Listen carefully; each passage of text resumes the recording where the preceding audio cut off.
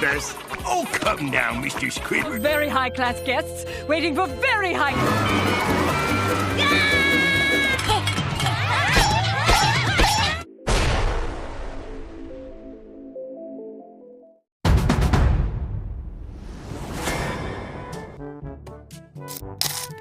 Hai guys, film dimulai yang memperlihatkan Tuan Crab bersama dengan Squidward yang sedang menghadiri acara ulang tahun Billy. Di mana Tuan Crab yang melihat peluang itu langsung membuka cabang restoran agar bisa meraih cuan lebih banyak lagi.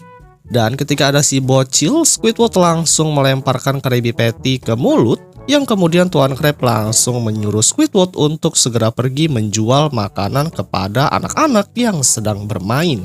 Di sini Squidward pun merasa jijik saat melihat anak itu bagaikan para kuman yang kotor. Squidward yang terpaksa akhirnya segera datang menghampiri salah satu anak tersebut hingga Squidward dibuat geram tatkala si bocil itu memegang Krabby Patty. Alhasil bocil itu malah menyemburkan cairan berwarna hijau ke wajahnya. Squidward berteriak histeris ditambah ia harus menghadapi para bocil yang langsung mengambil dagangannya. Di sisi yang lain terlihat si Patrick yang telah menjadi badut penghibur. Namun pada saat anak-anak itu menangis, Patrick langsung ketakutan dan naik ke atas pohon. Tuan Crab yang tahu langsung segera menggoyangkan pohon itu hingga membuat si Patrick terjatuh. Para bocil meminta balon bentuknya binatang, namun justru si Patrick malah ngebuat balon yang tidak berbentuk. Bocil yang memegang balon itu pun akhirnya terbawa terbang. Tuan Crab ikut-ikutan menghibur anak-anak itu. Namun bocil itu sengaja memukul tubuh Tuan Crab hingga membuat uang recehnya berserakan. Tuan Crab sempat marah, namun para bocil mengajak teman-temannya untuk menangkap Tuan Crab, yang tentunya hal itu membuat Tuan Crab ketakutan dan berlari kabur. Kenakalan anak-anak semakin menjadi-jadi, bahkan terlihat saat itu SpongeBob yang sedang menghibur pun harus menjadi korban. Pasalnya salah satu bocil malah memakai aksesoris serba berbahan tajam, sehingga tubuh SpongeBob pun meledak ketika ia masuk ke dalam wahana yang dibuatnya. Lalu saat mereka berkumpul langsung meminta izin kepada Tuan Crab untuk segera pergi dari tempat ini. Karena semua anak-anak sudah semakin sangat berbahaya tak terkendali. Mereka pun akhirnya segera pergi dari sana. Namun sebelum itu terjadi salah satu perempuan kaya raya, sebut saja miliarder, yang bertanya kepada Tuan Crab apakah mereka orang dari juru masak kelas atas yang telah disewanya, yang tak lain untuk sebuah pesta mewah tersebut. Tuan Crab kemudian yang melihat peluang itu pun langsung berbohong bahwasanya memang mereka adalah juru masaknya. Kemudian SpongeBob langsung mengatakan bukan, akan tetapi Tuan Crab terus memaksanya dengan berbohong. Nyonya itu pun menunjukkan rumah istananya yang begitu besar, kemudian bertanya kemana baju seragamnya. Seketika itu Tuan Crab langsung memiliki sebuah ide dengan menyemprotkan tinta milik Squidward dijadikan seragam. Tuan Crab kemudian meminta pembayaran catering kelas atas kepada nyonya itu, kemudian ia pun langsung segera memberikan cek dengan jumlah yang cukup besar hingga membuat Tuan Crab sangat senang. SpongeBob yang dasarnya jujur berusaha menyadarkan Tuan Crab jika catering mereka bukanlah catering kelas atas.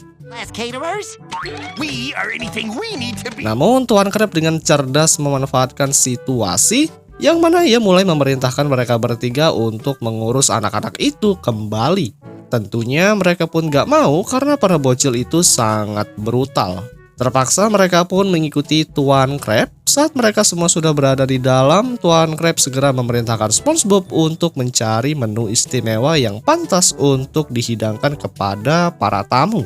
Setelah SpongeBob pergi, Billy pun datang yang langsung meminta kue ulang tahunnya. Justru akan hal itu Tuan Crab tetap tidak bisa memberikan kue tersebut, malahan ia langsung membuang si bocil itu keluar lewat pintu belakang. Tuan Crab jadi lega sudah tidak ada lagi pengganggu, namun nyatanya si Billy tetap saja datang dan meminta kue ulang tahunnya. Tuan Crab yang panik langsung segera pergi dari tempat itu. Ia pun bertemu SpongeBob yang sudah berhasil menciptakan menu baru, yaitu Krabby Patty dengan tampilan yang berbeda, di atasnya dicampuri batu permata. Si Patrick kemudian langsung menyajikan makanan tersebut. Tuan Crab pun sempat marah dikarenakan ia telah menggunakan batu permata itu milik orang lain. Tentunya SpongeBob langsung meminta maaf karena dia hanya mengikuti perintah saja. Tuan Crab yang licik kemudian memanfaatkan SpongeBob untuk mengatakan di mana ia telah mengambil batu permata dan perhiasan itu. Tentunya SpongeBob pun langsung menjelaskan di mana ia bisa menemukan permata itu. Tuan Crab kemudian pergi dari sana karena penjelasannya cukup rumit. Dengan makanan yang telah dihidangkan, para bangsawan sangat suka dengan hidangan itu. Pasalnya makanan itu bisa memberikan batu permata pada gigi mereka. Ketika si Patrick mulai mencicipi, ia pun merasa makanan tersebut sangatlah lezat. Saking enaknya si Patrick tidak bisa membiarkan siapapun memakan makanan itu kembali. Di tempat lain terlihat Squidward yang sedang berada di ruang makan, yang mana ketika ia melihat rombongan pemain musik, ia pun sempat melihat trompet klarinetnya di sana. Squidward yang ingin tampil di atas panggung kemudian menculik salah satu pemain musik itu, lalu ia langsung menggantikan posisi. Namun sayangnya grup musik itu justru malah menghindar, tentunya Squidward yang terlalu pede selalu mendekatinya. Bahkan saking keselnya grup musik itu berlari ke sana kemari. Tuan Crab masih bingung mencari tempat di mana SpongeBob yang sudah mengambil batu permata, hingga si Billy datang yang langsung mengancam Tuan Crab jika tidak diberi kue ulang tahun, maka ia akan menyalakan semua kembang api yang dibawa. Tuan Crab yang panik langsung mengambil kembang api itu karena sangatlah berbahaya di tempat mewah tersebut. Mendengar nasihat itu, Billy pun sempat merasa bahwa Tuan Crab peduli dengan keselamatannya. Billy yang langsung terharu langsung memeluk Tuan Crab yang langsung meleleh setelah dipeluk olehnya. Namun Tuan Crab segera memasukkan Billy ke suatu tempat dikarenakan Nyonya Mildred telah menegur Tuan Crab karena dalam pelayanan makanan sangatlah buruk. Alhasil Tuan Crab pun langsung segera bergegas pergi untuk menemukan batu permata tersebut. Sedangkan SpongeBob di sisi lain langsung segera pergi menghentikan si Patrick yang sudah kesurupan memangsa makanan para tamu. Ia pun langsung merebutnya hingga terlempar masuk ke dalam klarinet. Squidward yang meniup tak sengaja makanan itu mengenai para tamu, sehingga mereka pun langsung segera mengadakan perang makanan. Nyonya Mildred yang melihatnya merasa pesta ini sangatlah buruk, terjadi kekacauan di mana-mana, yang akhirnya Tuan Crab telah sampai di tempat tujuan. Yang sontak saja ia pun langsung segera masuk ke dalam. Saat itu Tuan Crab melihat kasur yang sangat tinggi terbuat dari air. Hingga ia terkejut saat si Billy mengagetkannya. Tuan Crab pun dipanggil ayah olehnya yang membuat Tuan Crab marah. Ia pun langsung naik ke atas untuk menangkapnya hingga membuat tempat tidur tersebut meledak. Saat berada di ruangan masih saja terjadi kekacauan hingga makanan itu sempat mengenai wajah Nyonya Mildred. Ya, yang kesal akhirnya mulai membalas melemparnya. Tuan Crab lari terbirit-birit saat air mulai membanjiri ruangan itu. Air tersebut mulai menyapu bersih orang-orang yang berada di sana. Yang sontak saja Tuan Crab yang berlari terpleset hingga subuh petasan itu mengenai lilin di atas. Akhirnya Tuan Crab terbawa terbang oleh petasan roket tersebut. Akibat air yang meluas membuat rumah Nyonya orang kaya itu rusak parah. Tuan Crab mengetahui jika ceknya dibuat selancar oleh Billy. SpongeBob mulai membentuk tubuhnya untuk melindungi Nyonya Mildred dari banjir yang terus mengalir ke seluruh kota. Yang dengan itu kemudian film pun berakhir, guys.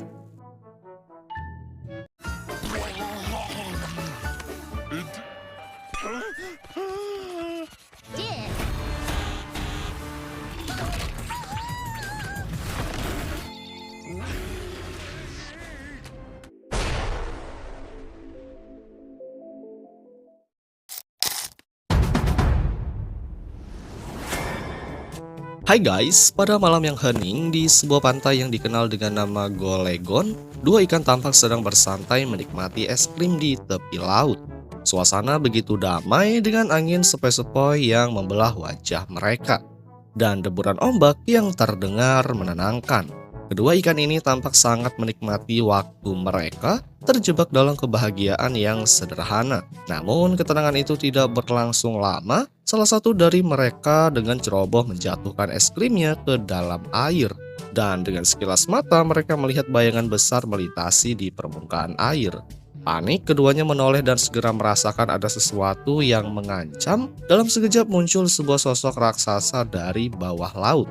Seekor ikan buas yang terlihat sangat mengerikan. Tidak ada waktu untuk berpikir, tanpa banyak bicara, kedua ikan itu berlari secepat mungkin, terbirit-birit menuju pantai, berharap bisa menyelamatkan diri mereka. Setelah berhasil sampai ke daratan, namun saat menoleh ke belakang, salah satu dari mereka merasa lega karena selamat. Namun ia segera terperangah saat menyadari teman dekatnya telah hilang. Temannya telah disambar oleh monster itu dan es krim yang mereka nikmati hampir habis tak tersisa. Di pagi hari, pantai itu dipenuhi dengan para petugas polisi yang datang untuk melakukan penyelidikan. Ikan yang selamat tampak sangat trauma. Wajahnya pucat dan tubuhnya telah gemetar. Ketika ia melihat petugas medis hanya bisa membawa es krim yang hampir habis, ia langsung histeris, di mana itu adalah es krim yang sebelumnya dimakan temannya. Itu artinya temannya benar-benar telah menghilang. Mungkin dimangsa oleh ikan buas yang ia lihat. Wajah ikan yang selamat memerah karena rasa takut dan kesedihan yang mendalam. Tak lama setelah itu ikan buas itu muncul di daratan, mulai memangsa ikan-ikan lain yang ada di sekitarnya. Bubble Bass yang sedang asik makan bahkan tidak bisa menghindar. Monster itu bahkan melahap sebagian besar makanan yang dimilikinya. Beberapa anak kecil yang sedang membeli es krim di Goofy Goobers juga menjadi korban raksasa tersebut. Penjual es krim yang awalnya tidak percaya bahwa ada monster ikan di kota mereka, akhirnya mulai meyakini adanya ancaman tersebut. Setelah sebagian besar es krim dan mobil es krimnya lenyap hanya dalam sekejap. Kemudian sejumlah ikan berkumpul di balai kota untuk membahas langkah apa yang harus diambil terhadap monster ikan itu. Keberadaan monster yang mengancam keselamatan mereka benar-benar meresahkan warga. Di tengah pertemuan itu, penjual es krim Goofy Goobers mengusulkan agar komunitas mereka menghentikan sementara penjualan es krim demi keselamatan bersama. Namun usulan ini langsung ditolak oleh banyak ikan yang merasa bahwa keputusan itu terlalu ekstrim. Mereka tidak ingin menyerah begitu saja. Ketegangan semakin meningkat ketika suara yang berat dan penuh wibawa terdengar di ruangan tersebut. Itu adalah suara dari Raja Es Krim, seorang legenda yang telah lama dikenal di kalangan mereka. Sebelum berbicara, Raja Es Krim sempat kebingungan dan lupa siapa dirinya. Hingga akhirnya seorang ikan lain mengingatkan bahwa dia adalah Raja Es Krim, sosok yang dikenal berani dan penuh kebijaksanaan. Raja Es Krim yang kemudian mengungkapkan rencananya untuk menyerang monster ikan itu. Ia menyarankan untuk menggunakan truk es krim sebagai alat untuk memancing monster keluar dari persembunyiannya. Raja Es Krim menunjukkan peta yang telah disiapkannya. Peta itu berisi lokasi-lokasi yang diduga menjadi tempat persembunyian monster ikan. Setelah pertemuan tersebut, rencana pun mulai dijalankan. Raja Es Krim bersama penjual es krim berangkat menggunakan truk es krim untuk memancing monster keluar dari tempat persembunyiannya. Mereka menaburkan es krim di sepanjang jalan untuk menarik perhatian monster, berharap bahwa monster itu akan mengikuti jejak es krim tersebut. Di belakang mereka, Squidina, seorang ikan yang selalu ingin merekam segala hal untuk dijadikan sebagai dokumenter, mengikuti mereka dengan kameranya. Beberapa anak ikan yang melihat mereka pun tertarik untuk mengikuti, dan tanpa sengaja mereka memakan es krim yang telah ditaburkan itu. Namun setelah beberapa saat mereka langsung merasa kesakitan. Ternyata es krim yang mereka makan bukanlah es krim biasa, melainkan cam, sebuah bahan yang bisa membuat perut mereka mual.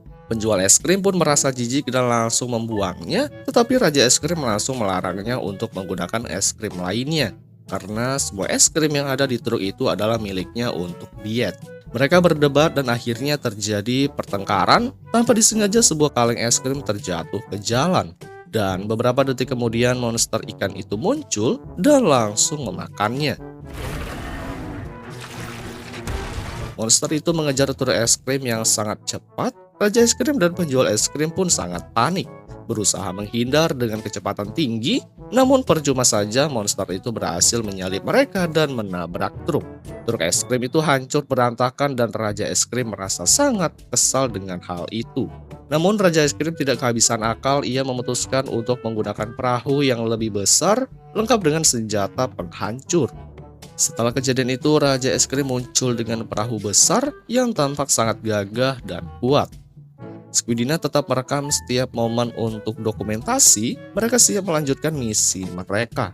Dengan perahu besar itu, Raja Es Krim meluncurkan es krim besar menggunakan corong es krim yang lebih besar lagi.